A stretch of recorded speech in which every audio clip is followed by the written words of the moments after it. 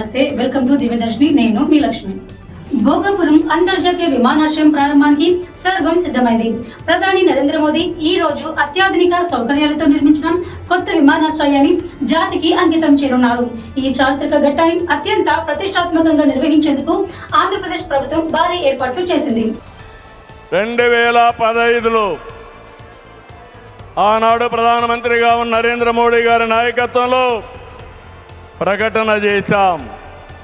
19లో అనుమతులు తెచ్చి శంకుస్థాపన చేశాం. భోగాపురానికి నాడు కొబ్బరికాయ కొట్టింది మనమే, నేడు గుమ్మడికాయ కట్టింది మనమే. గుర్తుపెట్టుకోమని కోరుతున్నాను.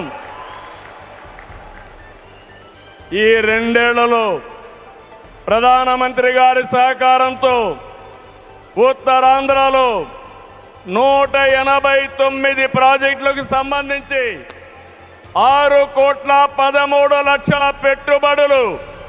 ఇవి పూర్తయితే 5,57,000 మందికి ఉద్యోగాలు వస్తాయని మీ అందరికీ విజ్ఞప్తి చేస్తున్నా. ప్రధాని మోదీ బహిరంగ సభ కోసం రాష్ట్రంలోని 36 నియోజకవర్గాల నుంచి సుమారు 3 లక్షల మందిని తరలించేలా భారీ ఏర్పాట్లు చేశారు.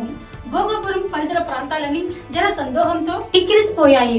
రహదారులన్నీ వాహనాలతో నిండిపోగా పలు చోట్ల ట్రాఫిక్ రద్దీ కనిపిస్తుంది.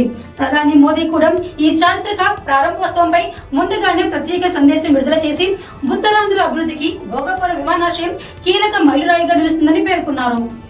ఈ విమానాశ్రయం ప్రారంభం కేవలం ఒక మౌలిక వసతుల ప్రాజెక్టు మాత్రమే కాదు, ఉత్తరాంధ్ర భవిష్యత్తును మార్చే అభివృద్ధి యుగానికి నాంది. అంతర్జాతీయ విమాన అనుసంధానం, పర్యాటకం, ఐటీ, పారిశ్రామిక పెట్టుబడులు, ఎగుమతులు, ఉపాధి అవకాశాలకు కొత్త ద్వారాలు తెరుచుకోనున్నాయి.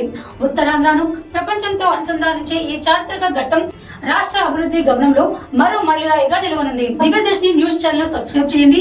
ఈ చారిత్రక కార్యక్రమానికి సంబంధించిన లైవ్ అప్డేట్స్, ప్రత్యేక విశ్లేషణలు, ఎక్స్క్లూజివ్ వీడియోలు మీకోసం అందిస్తూనే ఉంటాం.